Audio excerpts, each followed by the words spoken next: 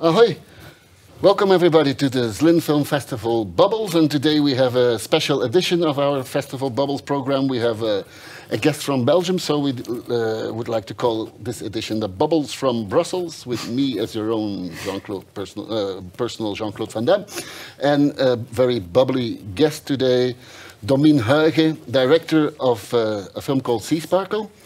Yes. A wonderful film that has been traveling to many festivals already, and now we're very happy to present it in Zlín. And I think that Domien is the best placed person to tell us what the film is all about in, let's say, 5 sentences. Okay, I'll try.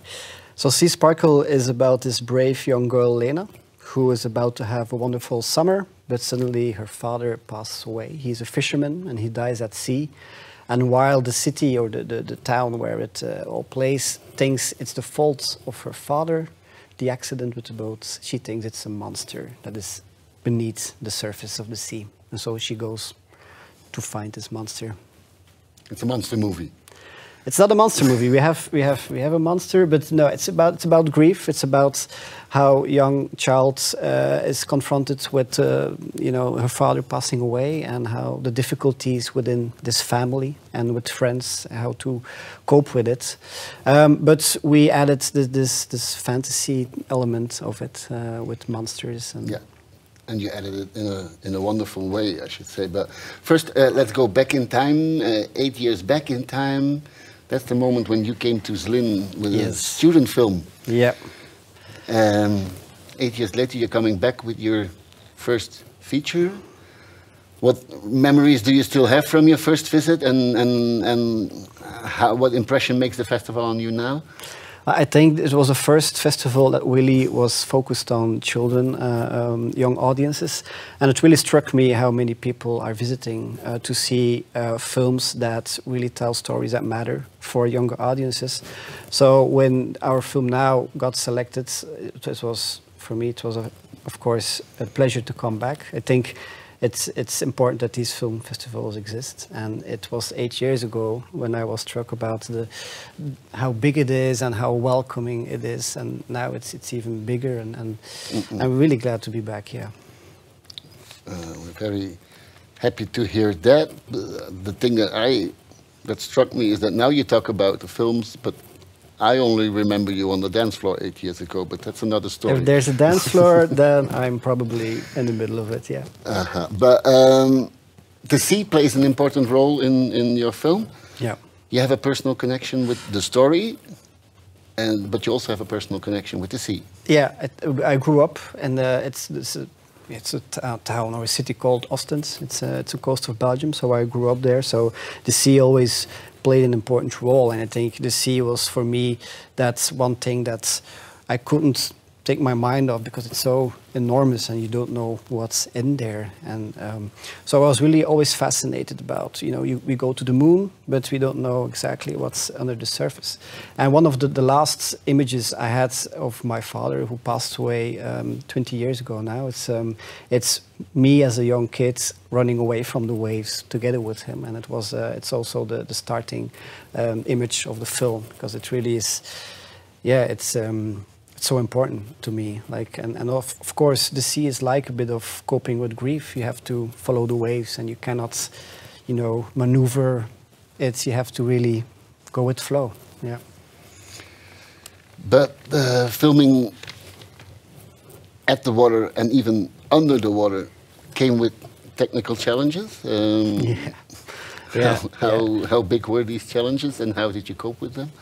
Well, the first, I remember the talks with my cinematographer.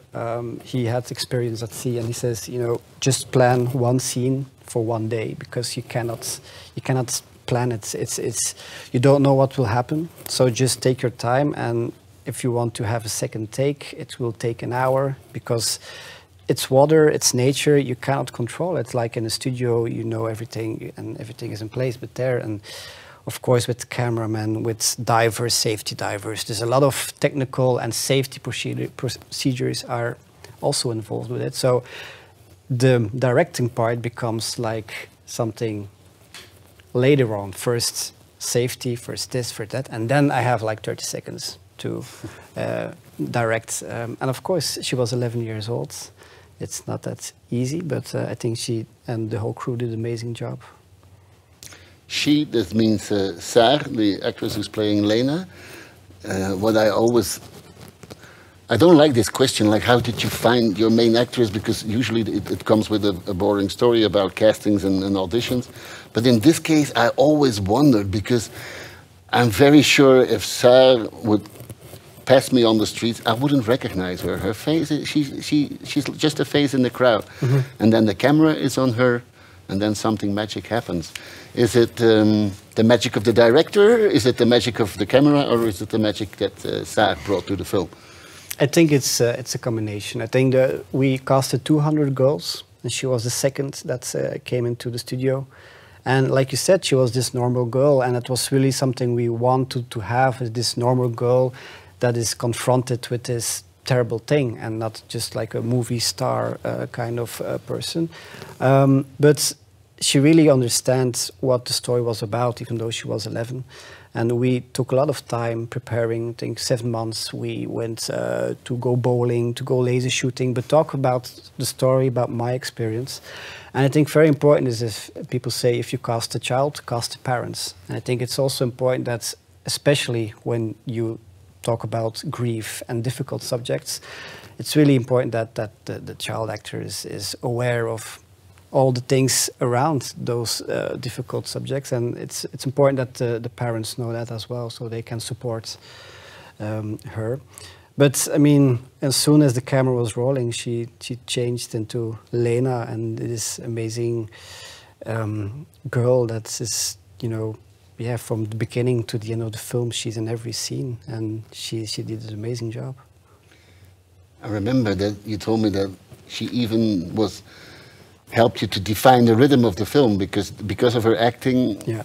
The way of her acting allowed you to play with the rhythm of the film. Yeah, so we decided not to work with the shot list, so we don't plan anything. We just take s.r.o to the set, and then we said, okay, the set is yours. You can do what you want.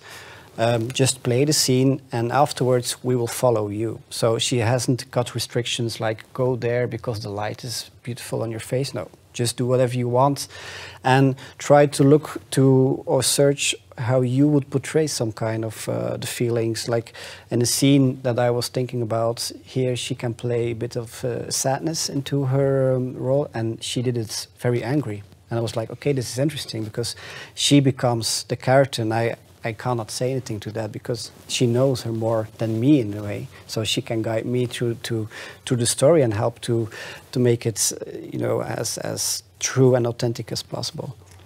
Okay, Domien, we have one last question that we ask to all our guests in the studio. You know about Zlín, city of Bata shoes, Bata empire. So we ask our guests to show the shoes that they're wearing to the camera. You can put your feet on the table and then tell a story about your shoes. Why are they here with you? These shoes I bought when the film got premiered in Berlin. And I always wanted to have cargos, because they are well made on every aspect. And I couldn't find them in Belgium. And I was walking around and I saw these shoes. And I was like, immediately, like, you're coming home with me. And I mean, we just... You were not wearing them on the red carpet in Berlin? I did for the award ceremony, because I had borrowed shoes and they were already back in Belgium. And I was like, okay, just go with shoes and claim them. So yeah, it's and now we went to on a hike here in Zlín, a small hike, and they were really comfortable and good for every terrain. So yeah. Super. So shoes brought you all the way from Berlin to Zlín. Yes. We're very happy to have you here. Thank you for coming with Sea Sparkle to the festival, and I hope you'll have some wonderful days in Zlín. And thank you for being in our studio with us. Thank you, Hart.